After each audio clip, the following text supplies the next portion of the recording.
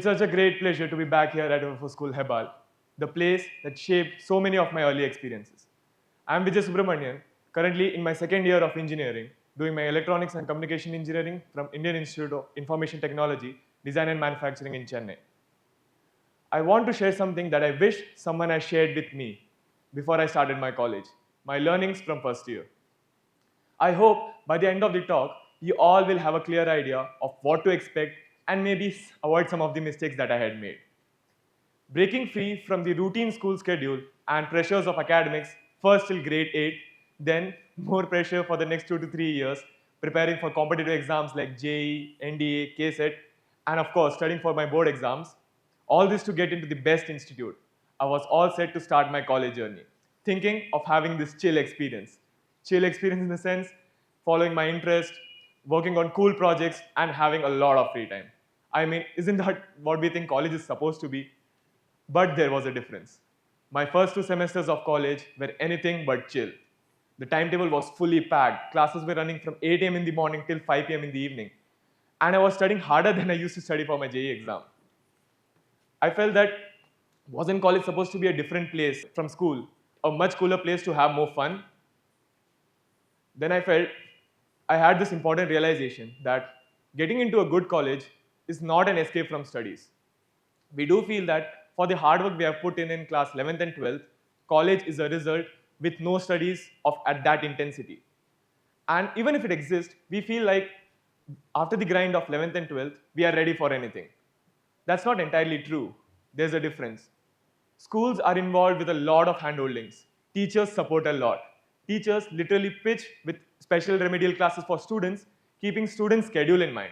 Whereas in college, it's mostly like you have lectures and deadlines. So you lack the support gap. And guess what? Who fills this support gap? Those are called friends. The friends that I made in my college were super dedicated towards their studies. They were genuinely interested in diving deep into every subject and understanding every detail. I was spending so much time with them that I started doing the same. No doubts that this surely helped me to get great scores in my exams. With this, I also want to mention that there's nothing wrong to be amongst that group and do what the group is doing. It's great to have friends who push you to do better. But I also felt that I should have also spent my time learning something new, learning something of my own, which interests me. Like looking back, I feel like I should have spent my time learning some musical instruments or exploring more places around my campus or learning some cooking skills like learning to make something to eat in a kettle. If you ask why kettle, because kettle is the most affordable kitchen that you can get to avoid mess food.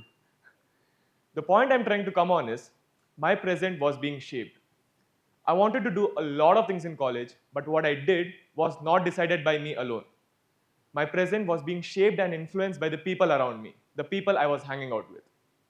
The influence not only changes one's behavior, but in my case, it made me go through different phases of college. My college was divided into different phases. In the first phase, I was in what I call the 13th class phase. In this, I was fully focused on studies, competitive, comparing myself to others. I felt like I was still in school. I felt like I was still in my past. It had become like a game of who can outstudy the other. And the spoiler alert is that nobody wins that game. Then I moved on. I moved on to another phase that I call the competitive comparison phase. In this, I saw everyone around me as my competition. I constantly compared myself to others in every possible aspect. It was like, hey, she's good at coding. So what? I'm good at basketball. I'm good at sports. I was always trying to justify myself and give excuses of why I was not as good as someone else in that field. I wanted to do a lot of things in my college, which I loved, exploring new fields of interest. When I was occupied with my studies and I saw my friends doing the other stuff which they wanted to do, which I kept postponing due to my busy schedule of coaching, exams, and preparation, I felt that I could do it now. I felt that I could explore my interest outside academics as well. So during these holidays, I learned flute, which was completely unrelated to my field, my course, but it was something that I always wanted to try, and it was incredibly rewarding. It not only gave me a break from the academic grind, but it also added a new identity to myself. It added a new dimension. And it's true that using your free time or holidays, especially the holidays that you get before college, to do something that you love to do or you always wanted to do is a peaceful reward.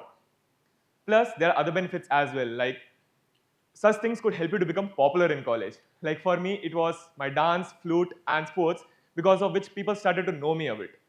Not that other things can't make you popular, but these things can do it in a much quicker way. The other benefit is that it's a great conversation starter. Like, as we talk about conversations, I want to share something that is related to social interactions that we do after certain freedom. Like you see, if in school, we are in a more controlled and a disciplined environment. But as soon as you enter a college, it's all about that nobody knows about you and you have to deal with multiple faces, multiple new faces.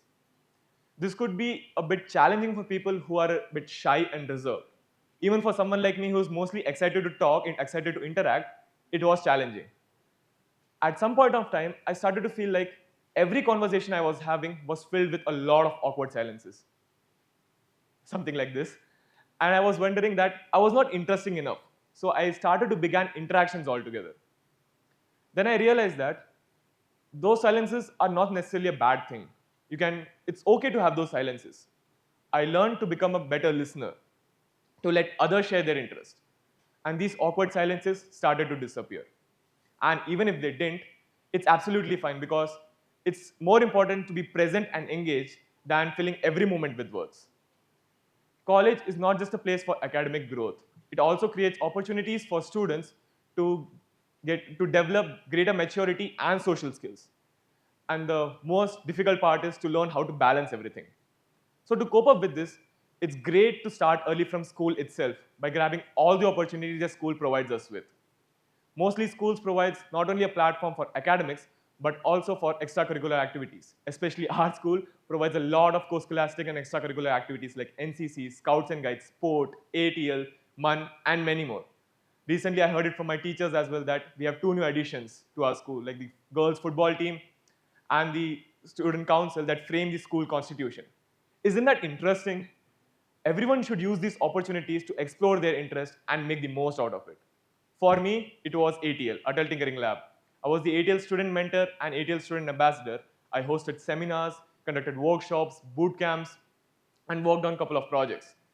Those helped me gain a lot of interpersonal management and collaborative skills.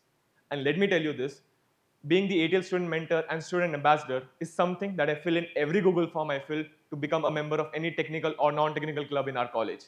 Putting this gives an edge to my profile. And currently being the member of the consulting club of our college and a organizing committee for events, I feel confident for any work they give me because I feel like I've already done this, I know this.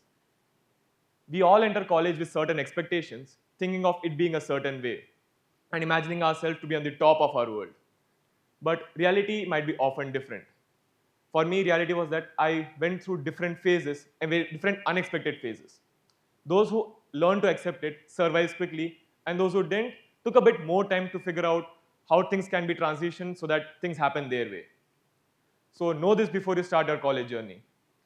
Be aware of the influence around you. They will shape your present as they shape mine. Take charge of your own path, explore interests, and embrace the unexpected. And third, don't be afraid to make mistakes. After all, it's those mistakes that teaches us the most. I would like to end by saying that life doesn't come up with a syllabus, so expect the unexpected. Thank you.